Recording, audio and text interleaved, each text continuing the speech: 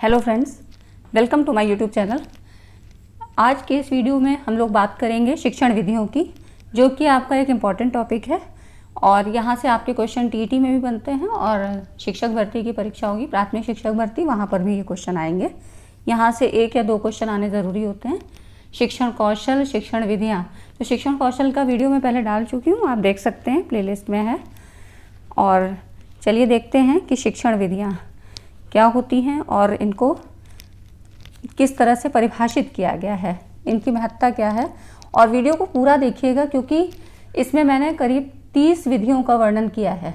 इसमें 30 विधियाँ आपको समझाई गई हैं जो कि आपको इकट्ठे कहीं भी नहीं मिलेंगी, किसी भी बुक में इतनी सारी नहीं दी गई हैं। तो आप लोग अगर चैनल पर नए हैं तो सब्सक्राइब कर लीजिए और बने रहिएगा, चैनल को ज्वाइन ज़रूर करे रहिए, शुरू से अंत तक वीडियो को देखिएगा। अगर पसंद आती है तो लाइक एंड शेयर भी करिएगा।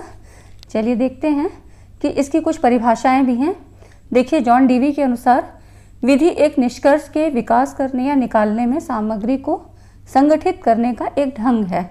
बिल्कुल सही बात है कि एक प्रोसेस होता है जिसको हम किस तरह से प्रेजेंट करते हैं, प्रेजेंटेशन का एक तरीका होता है।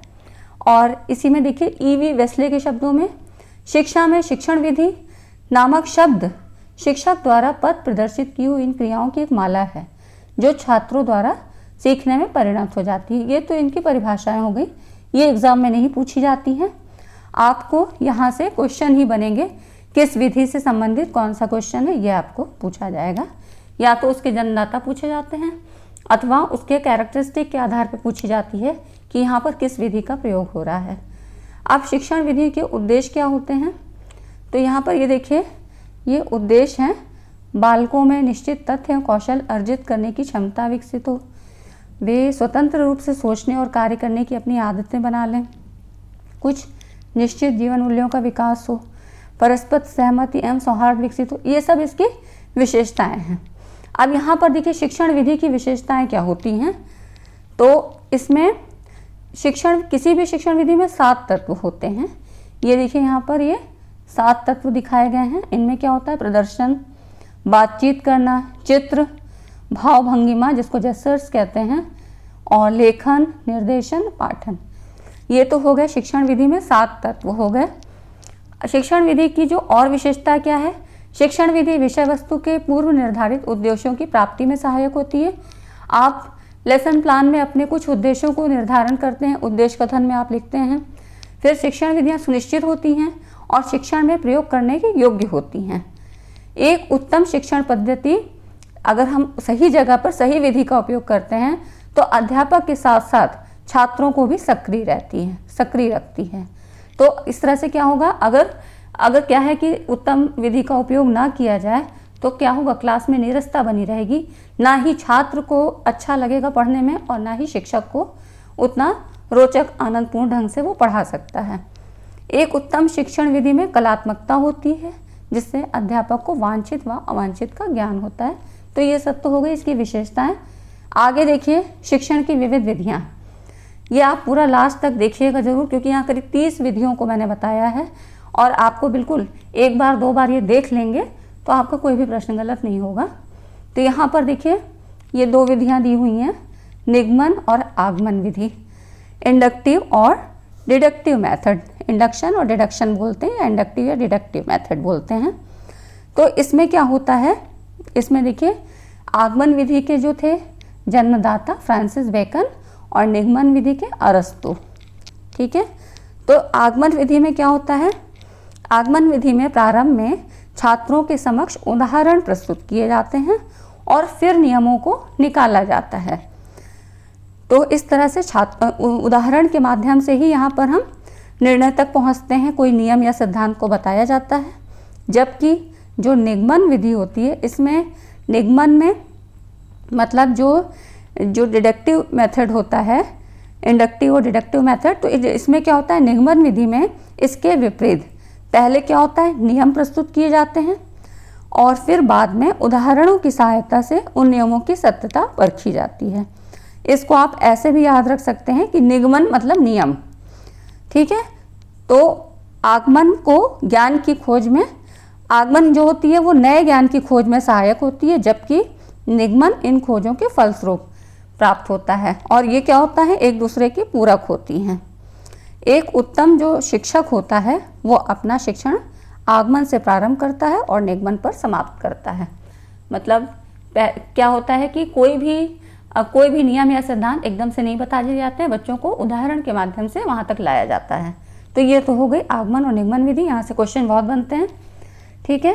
तो आप इसको ऐसे याद रखेंगे, निगमन मतलब नियम और आगमन माने उदाहरणों के द्वारा। तो इस तरह से अगली देखिए, संश्लेषणात्मक और विश्लेषणात्मक विधि। ये सब क्या है, ये आपने मैगजीम्स में भी पढ़ रखे हैं शिक्षण सूत्र में। तो शिक्षण सूत्र ही एक माध्यम होता है शिक्षण विधियों तक पहुंचने का, है ना। तो यहाँ पर क्या होता है, संश्लेषण विधि, सिंथेसिस मेथड। क्या होता है, शिक्षण विधि के दो अन्य प्रकार हो सकते हैं, जैसे अब संश्लेषण विधि और विश्लेषण। संश्लेषण में क्या होता है, इसमें पहले कई खंडों में करके पाठ का ज्ञान दिया जाता है। कोई एक पाठ है उसको कई खंडों में बांट दिया जाता है, फिर पूर्ण वस्तु का ज्ञान कराया जाता है। जैसे अब कोई सब्जेक्ट लेते हैं, मान लीजिए हिंदी हमको पढ़ाना है, तो पहले क्या पढ़ाएंगे, हिंदी में पहले वर्णमाला पढ़ाएंगे, मात्राओं को पहचान कराएंगे, फिर उसके बाद शब्दों और वाक्यों का प्रयोग सिखाया जाता है। तो इस तरह से छोटे छोटे पहले पार्ट में डिवाइड किया, उसके बाद उसको एक कंप्लीट फॉर्म में रखा। और लेकिन इसी के विपरीत अगर हम इस प्रोसेस को उलट देते हैं तो क्या होगा, पहले वाक्य सिखाकर और तब शब्द और अंत में वर्ण सिखाया जाए, तो यह विधि क्या होगी, विश्लेषणात्मक विधि कहलाती है। कि मतलब पहले सीधे आपने क्या किया कि पहले वाक्य बता दिया और उसके बाद, तो इस तरह से ये हो गई एनालिसिस।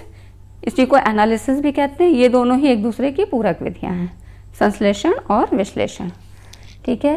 तो आगे और हम देखते हैं कि यहाँ पर देखिए, कहानी सुनाकर।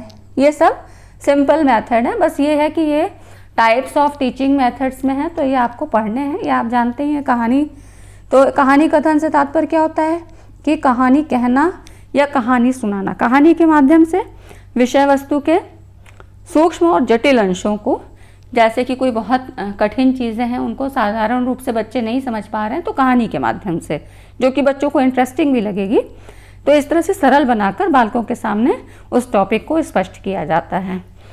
अब इसकी जो मुख्य बातें होती हैं वो क्या है कि कहानी को विषय वस्तु से संबंधित होना चाहिए। तो विषय वस्तु से संबंधित होना चाहिए, ये नहीं कि मतलब आपका टॉपिक कुछ है और कहानी कुछ बता रहे हैं। फिर मेन इम्पॉर्टेंट बात क्या है, भाषा शैली सरल, शुद्ध, मनोरंजक और रोचक होनी चाहिए, प्रवाहमय होनी चाहिए, एक लय होनी चाहिए। मतलब कहानी कहने का ढंग एक बहुत ही आकर्षक और स्पष्ट होना चाहिए, ऐसा ना लगे कि रटा रटाया बोला जा रहा है। तो ये हो गई आपकी कहानी विधि। अगली देखिए है फिर खेल विधि। इसके जो जन्मदाता हैं ये हैं फ्रोबेल, ऑगस्ट फ्रोबेल माने जाते हैं। खेल विधि, तो खेल विधि के प्रणेता आप ऐसे कह सकते हैं फ्रोबेल, या फ्रोबेल ही किंडरगार्टन विधि के भी प्रणेता माने जाते हैं, फ्रोबेल को ही माना जाता है। अब खेल से आप जानते हैं कि सभी बच्चे खेलना बहुत पसंद करते हैं, तो खेल से सामाजिक भावना विकास, मतलब उनका जो है डेवलपमेंट भी होता है, शारीरिक सब तरह का हो सकता है, शारीरिक विकास और मानसिक विकास, सहयोग की भावना, ये सब उसमें जागृत होती है। अब क्योंकि यहाँ पर कुछ नियम भी होते हैं, कुछ कायदे भी होते हैं, तो इसमें बच्चे क्या होते हैं, अनुशासन में रहने का ढंग सीखते हैं। तो ये हो गई आपकी खेल विधि, आप ऐसे जान लीजिए, ठीक है। अब यहाँ पर देखिए ये है प्रयोगशाला विधि, लेबोरेटरी मेथड कहते हैं। तो यहाँ पर विद्यार्थियों को इस प्रकार सिखाया जाता है कि विद्यार्थियों को स्वयं प्रयोग करने, यहाँ पर देखिए प्रयोग करने और निरीक्षण करने का अवसर मिले। इसमें विद्यार्थियों को स्वयं प्रयोग करके सीखने का अवसर दिया जाता है, और अध्यापक का जो काम होता है वो होता है कि उनकी क्रियाओं का निरीक्षण करें और उनको सुझाव दें। इस प्रकार सीखने से क्या होता है, छात्र निरंतर सक्रिय बने रहते हैं। कि जब वो लर्निंग बाय डूइंग सीखते हैं, मतलब प्रयोगशाला में खुद करके सीख रहे हैं, तो उनको भी एक इंटरेस्ट बना रहता है। इस प्रकार से सभी विद्यार्थी सक्रिय रहते हैं। तो ये हो गई आपकी प्रयोगशाला विधि। और यहाँ पर देखिए फिर है अवलोकन विधि। अवलोकन विधि क्या है, ज्ञान प्राप्त करने का सबसे सरल और प्रभावशाली साधन है। इस विधि का आधार क्या है, किसी भी वस्तु या विचार को सोचते समझते हुए देखना, सुनना और छूना है। अवलोकन का मतलब ही है परयूजल मेथड, ऑब्जर्वेशन करना। तो छात्रों को मान लीजिए किसी स्थान, कोई संगठन है या संस्था है, इसके अवलोकन करने की स्वतंत्रता होनी चाहिए। मान लो उनको वहाँ पर ले जाना है और उनको समझाना है, कोई चीज़ उनको ये है कि देख के बताना है, तो वहाँ पर वो स्वतंत्रता होनी चाहिए। और लेकिन शिक्षक का क्या काम है कि शिक्षक के द्वारा उनका पथ प्रदर्शन और उनके द्वारा जो कार्य किए जा रहे हैं उनका निरीक्षण करना चाहिए, सुपरवाइज़र की तरह उनके साथ रहना चाहिए। और इसी बीच अगर छात्रों की कोई उत्सुकता है, वो उस संस्था से या उससे संबंधित कुछ प्रश्न पूछना चाहते हैं जहाँ पे वो अवलोकन करने गए हैं, कुछ भी हो सकता है, कोई भी वो किसी स्थान हो सकता है, कोई संगठन हो सकता है, कोई संस्था, तो वहाँ पर अगर उनका कोई प्रश्न उठता है, जिज्ञासा होती है, तो उसको भी शिक्षक को शांत करना चाहिए, उनके प्रश्नों का जवाब देना चाहिए। तो इस तरह से ये हो जाती है अवलोकन विधि। ये करवाई भी जाती है, कई बार आपके टूर वगैरह ले जाए जाते हैं तो वहाँ पर दिखाया जाता है, फिर आपके मन में जो भी क्रॉस क्वेश्चन होते हैं वो आप अपने टीचर से करते हैं। ठीक है, तो ये हो गई। फिर आती है डिस्कशन मेथड, वाद विवाद विधि। ये आप जानते ही हैं कि ये शिक्षण की विधि है जिसमें शिक्षक और छात्र मिलकर किसी प्रकरण, प्रश्न और समस्या के संबंध में सफलतापूर्वक सामूहिक वातावरण में विचारों का आदान प्रदान करते हैं। मतलब एक डिस्कशन होता है कि फिर उसके मतलब छात्र भी कुछ बोलते हैं, फिर टीचर उन्हें कुछ समझाता है, इस तरह से करके वो कंक्लूजन पे पहुंचते हैं। तो ये हो गई आपकी वाद विवाद विधि, है ना। अच्छा, उसके बाद आती है, देखिए 10 नंबर तक हम यहाँ पहुँच गए हैं, ह्यूरिस्टिक विधि या अन्वेषण विधि। इसको मतलब अन्वेषण विधि भी कहते हैं, एक साइंटिफिक मेथड है। तो यहाँ पर इसके जो आविष्कारक थे ये आर्मस्ट्रॉन्ग थे, H.E. आर्मस्ट्रॉन्ग। ये सब विज्ञान की सबसे अधिक प्रभावशाली और मनोवैज्ञानिक विधि थी। इस विधि में क्या है, छात्र स्वयं खोज करके सीखते हैं। इसमें वो खुद ही सीखेंगे, एक अन्वेषणकर्ता का काम करते हैं। शिक्षक का कार्य केवल पथ प्रदर्शक का होता है जो उचित समय पर गलतियां सुधारने में सहायता देता है। इस विधि के जन्मदाता आप बताया ही है कि आर्मस्ट्रॉन्ग थे, यह आपको याद रखना है। कई बार क्या होता है कि इसमें पूछ लिया जाता है, इस विधि में छात्र अन्वेषणकर्ता की भांति कार्य करता है।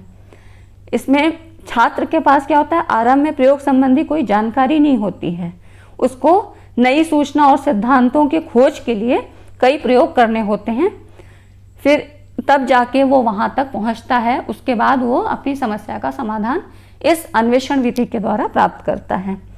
इससे क्या होता है कि छात्रों की, अब वो इसमें लगे रहते हैं, उनकी एक तत्परता दिखाई देती है, तो छात्रों की कार्यशीलता बढ़ती है और वैज्ञानिक विधि उनमें क्या होता है, एक वैज्ञानिक दृष्टिकोण डेवलप होता है।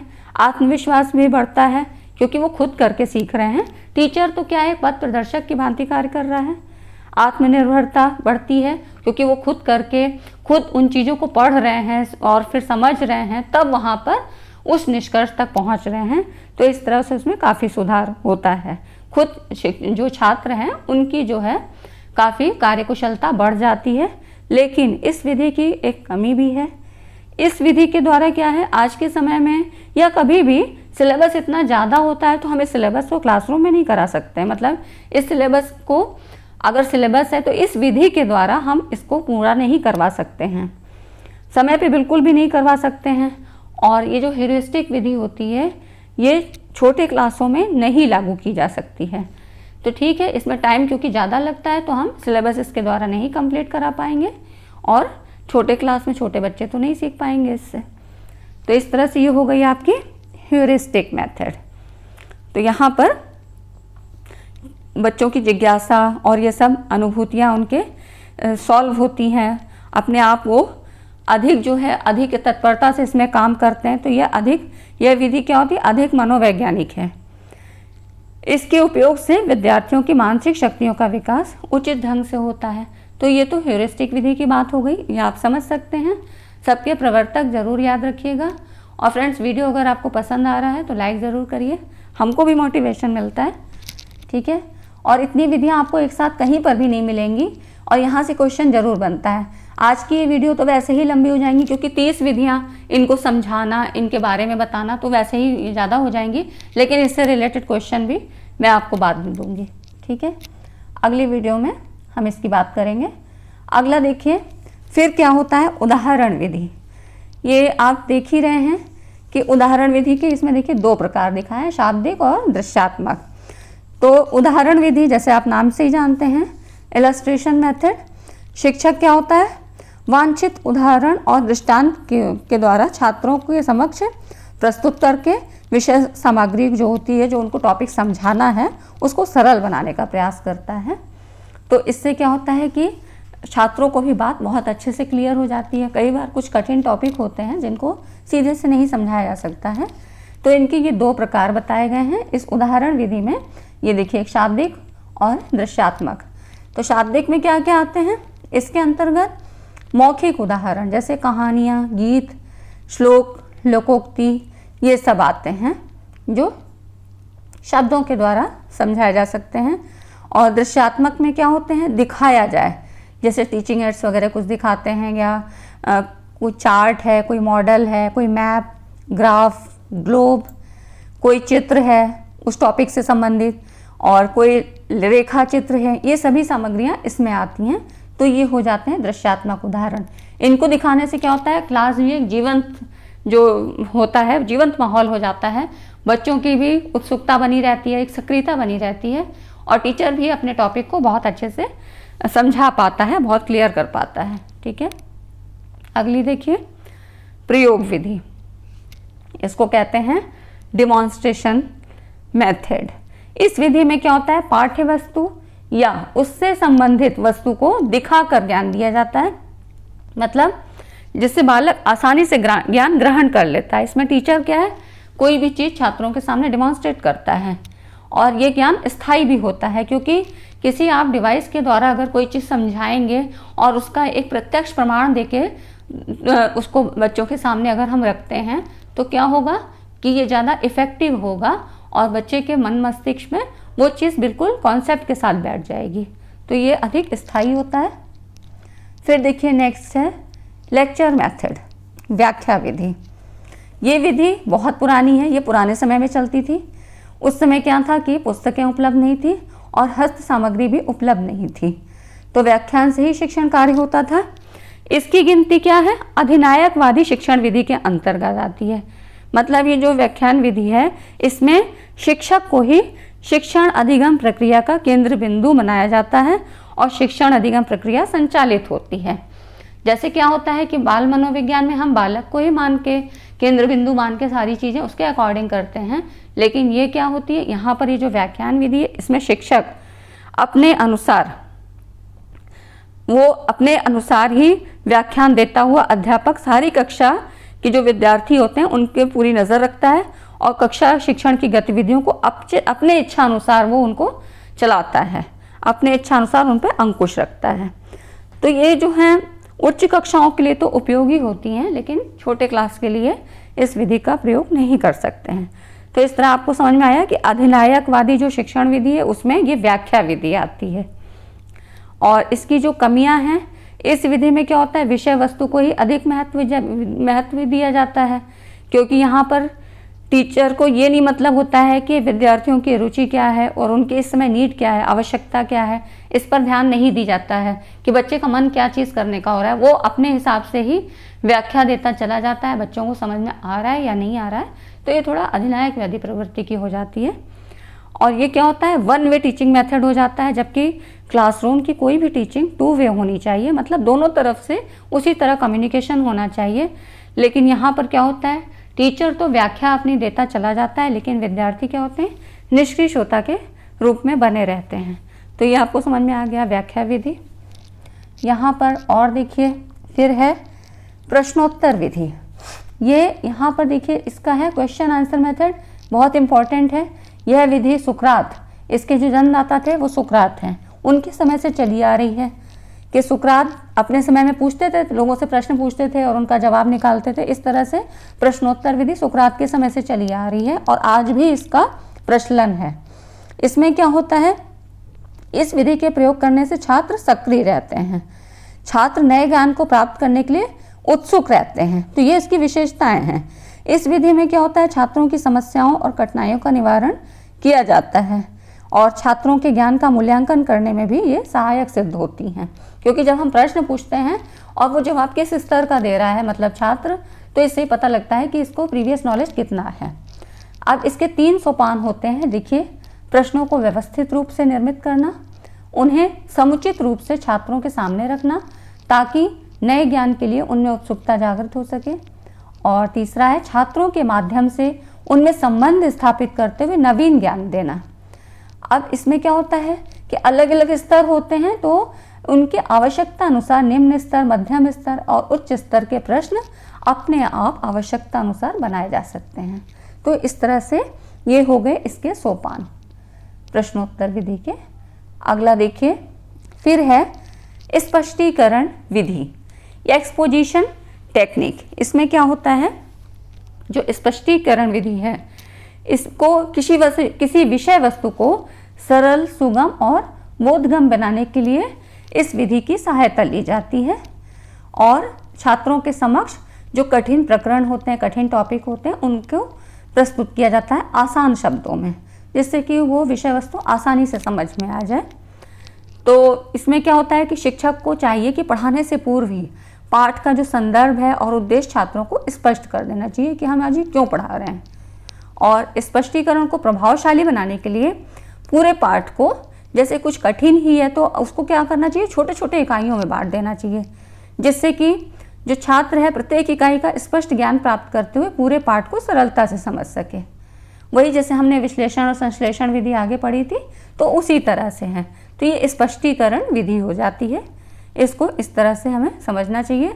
अब स्पष्टीकरण की भाषा सरल हो, स्पष्ट हो और छात्रों के स्तर के अनुकूल है। अगर छोटी क्लास है तो वहाँ पे छोटे और ज़्यादा कठिन शब्दों का प्रयोग नहीं करना चाहिए, छोटे उदाहरण लेने चाहिए इस तरह से, और रोचक और प्रभावमय होनी चाहिए।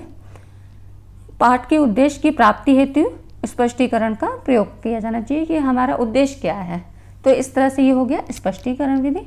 फिर है देखिए विवरण विधि, नरेशन टेक्निक। इसमें क्या है कि ये जो विधि है इसकी मुख्य विशेषता है कि ये सामाजिक विज्ञान के शिक्षण के लिए उपयुक्त विधि है। ये सामाजिक विज्ञान से आप हिस्ट्री, ज्योग्राफी, पॉलिटी इस तरह से चीज़ों को पढ़ते हैं तो वहाँ पर इसका प्रयोग किया जाता है।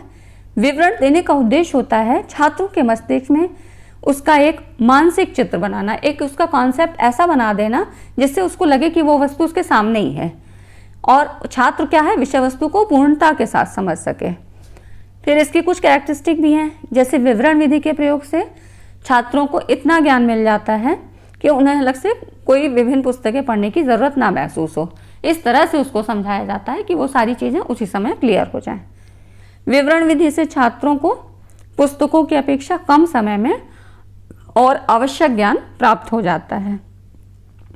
तो इस तरह से ये जो विधि है ये छात्रों के लिए रोचक भी होती है और इसको कम खर्चे में समझाया जा सकता है, इसको हम कम खर्चे में यूज कर सकते हैं। तो ये हो जाती है विवरण विधि। फ्रेंड्स, वीडियो पसंद आ रहा है तो लाइक ज़रूर करिए हमारे मोटिवेशन के लिए भी। फिर देखिए है वर्णन विधि। वर्णन विधि जैसा कि आप जानते हैं कि ये कुछ नहीं है। वर्णन विधि वह विधि है जिसके माध्यम से किसी विषय वस्तु तथा घटना का छात्रों के समक्ष शाब्दिक चित्र प्रस्तुत किया जाता है। एक ऐसा कॉन्सेप्ट कि एकदम उसको लगे कि हाँ साक्षात हो रहा है। और यहाँ पर क्या होता है कि अगर हम जैसे पहले की विधियाँ यूज़ करते हैं, खाली प्रश्नोत्तर या विवरण या और भी चीज़ें उदाहरण विधि, तो उससे ही पूरी बातें कई बार नहीं क्लियर होती हैं। तो इसलिए डिस्क्रिप्शन मेथड का उपयोग किया जाता है। इसमें भी क्या होता है कि वर्णन जो होता है रोचक, मनोरंजक और आकर्षक शैली में किया जाना चाहिए। भाषा में क्या है हमेशा सरलता हो, सहजता हो, शुद्धता का ध्यान रखा जाए। इसमें जो वर्णन हम कर रहे हैं वो प्रसंग के अनुसार हो और आवश्यक उदाहरणों और अगर उसमें भी ऑडियो विजुअल एड्स, श्रव्य दृश्य सामग्री का प्रयोग कर सकें तो बहुत अच्छा रहेगा। तो इस तरह से वर्णन में पूर्णता और व्यापकता आ जाती है इन सब टीचिंग एड्स का यूज़ करके। तो ये हो गई वर्णन विधि। उसके बाद आगे की जो विधियाँ हैं ना वो और भी ज़्यादा इम्पॉर्टेंट है। इसके बाद कई एक विधियाँ हैं। अब यहाँ पर देखिए ये है निरीक्षित अध्ययन विधि, सुपरवाइज स्टडी मेथड। यहाँ से आपके क्वेश्चन बनते ज़रूर हैं, ये समझ लीजिए कि 1 या 2 क्वेश्चन तो बहुत ज़रूरी है। शिक्षण कौशल और शिक्षण विधियाँ मिलाकर 2 क्वेश्चन तो आपके आने ही हैं। तो इसलिए इसको बहुत ध्यान से समझिए, क्योंकि इनमें थोड़ा थोड़ा ही अंतर है और जो जन्मदाता हैं तो इनको ज़रूर आप समझ लीजिएगा, ज़रूर क्वेश्चन आता है। अब जो निरीक्षित अध्ययन विधि है, सुपरवाइज स्टडी मेथड है, इसकी खास विशेषता क्या है? यह व्यक्तिगत विभिन्नता और क्रियाशीलता के सिद्धांतों पर आधारित होती है।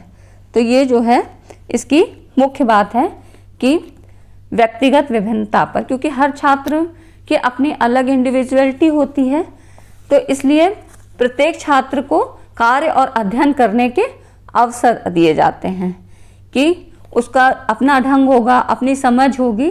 तो इस तरह से यहाँ पर शिक्षक जो है एक मित्र, सहायक तथा पथ प्रदर्शक के रूप में उनके कार्यों का निरीक्षण करता है और जो समस्याएं होती हैं उनको सुलझाने का प्रयास करता है। तो ये निरीक्षित अध्ययन विधि होती है। इस विधि में छात्रों की क्रियाएं उनकी मानसिक एवं शारीरिक योग्यताओं और रुचियों के अनुसार होनी चाहिए, क्योंकि क्या है, हर छात्र अपने आप में विभिन्न होता है, अपने आप में अलग होता है। तो इस तरह से ये हो गई सुपरवाइज स्टडी मेथड। फिर है शैक्षिक पर्यटन भ्रमण। आप जैसे बोलते नहीं, एजुकेशनल टूर जाते हैं, तो उसी विधि को यहाँ पर प्रयोग करते हैं। इसमें छात्रों को शैक्षणिक ज्ञान में जैसे किसी स्थान का, वस्तु, प्राणी आदि चीज़ों का प्रत्यक्ष देखने का अवसर प्राप्त होता है। किसी खास जगह ले जाते हैं, वहाँ की किसी फेमस चीज़ को, आप अगर टेक्निकल टूर पे जा रहे हैं, आपने कुछ टेक्निकल डिग्री ली है या आपने प्रोफेशनल कोर्स किया है, तो इस तरह से वहाँ पर आप ले जाते हैं, टीचिंग टूर पे ले जाते हैं, एजुकेशनल टूर पे ले जाते हैं मतलब, और वहाँ पर फिर आपको चीज़ों को दिखाया जाता है, समझाया जाता है उनके बारे में। तो एक अच्छा कॉन्सेप्ट बच्चों का क्लियर हो जाता है। इसमें कुछ खास बातों पर ध्यान देना चाहिए। इसमें क्या होता है, इसके आयोजन के लिए कम से कम 1 दिन अवश्य होना चाहिए। केवल 1 या 2 घंटों में ये नहीं संभव होता है, मतलब एक प्लानिंग होना चाहिए। इसकी सफलता के लिए छात्रों व प्राध्यापकों में सहयोग होना आवश्यक है। और यहाँ पर देखिए मेन बात, शैक्षणिक यात्राओं में दुर्घटनाएं हो सकती हैं, उन पर ध्यान देना चाहिए और आवश्यक सावधानियां बरतनी चाहिए। कई बार ऐसे केस आप सुनते भी हैं, तो पेरेंट्स भी घबरा जाते हैं कि नहीं, फिर नहीं जाना है अगर ऐसा होगा। बहुत रिस्पॉन्सिबल टीचर्स हैं, वहाँ की टीम बहुत अच्छी है, गाइड्स बहुत अच्छे हैं, तभी जो है पेरेंट्स तैयार होते हैं, नहीं तो फिर यही होता है कि नहीं मत जाओ। लेकिन जाना चाहिए, ये अच्छा होता है, एक अच्छी स्ट्रेटजी होती है बच्चों के लिए। फिर देखिए कई विधियां हैं और इनमें भी देखिए बहुत सारी विधियां हैं, इनको भी आप देख लीजिए। कुछ खास विधि हैं। पाठ्य पुस्तक विधि है, आगमन निगमन विधि हमने पढ़ ली है।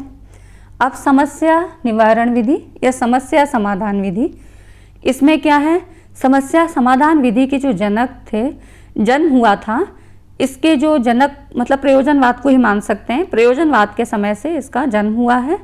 और इस विधि में क्या होता है, जो समस्या होती है छात्रों के समक्ष स्पष्ट शब्दों में रखी जाती है और उनके अधिगम अनुभव पर आधारित होनी चाहिए।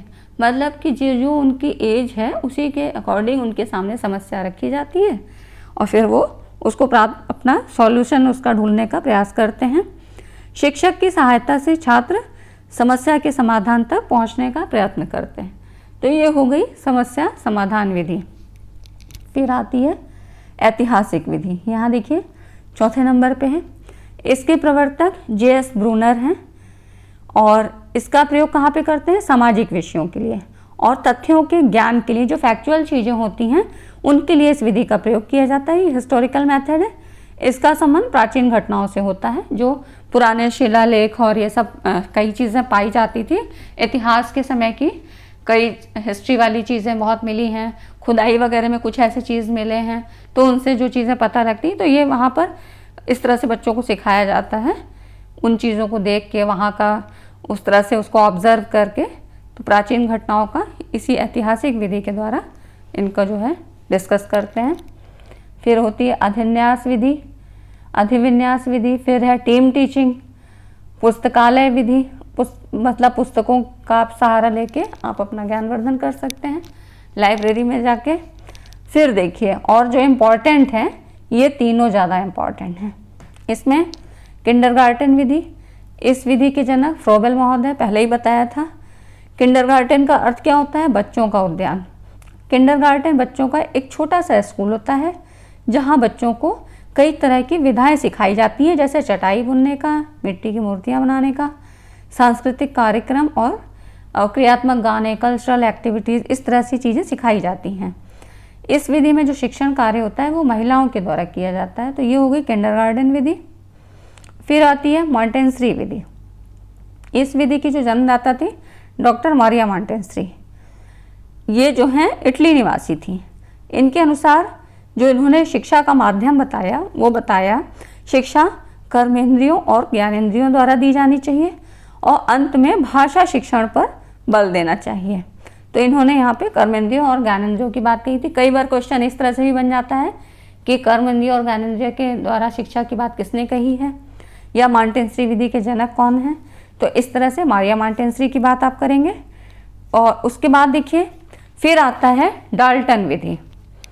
अमेरिका के डाल्टन नामक स्थान, एक डाल्टन नामक स्थान है वहाँ पर। तो यहाँ पर 1912 से 1915 इसके बीच में एक थी कुमारी हेलन पार्क्स्ट। हेलन पार्क्स्ट ने शिक्षा की एक नई विधि प्रयोग की जिसे डाल्टन योजना कहते हैं या डाल्टन प्रोजेक्ट कहते हैं।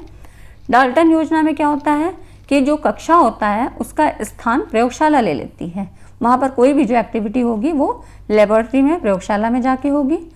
प्रत्येक विषय की एक प्रयोगशाला होती है जिसमें उस विषय के अध्ययन के लिए उससे रिलेटेड पुस्तकें होंगी, चित्र होंगे, मैप्स होंगे, ये सब चीज़ें वहाँ पर रहती हैं।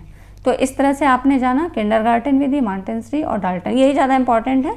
ऊपर की तो सिंपल है। आगमन निगमन विधि इंपॉर्टेंट थी, वो हम लोग देख चुके हैं।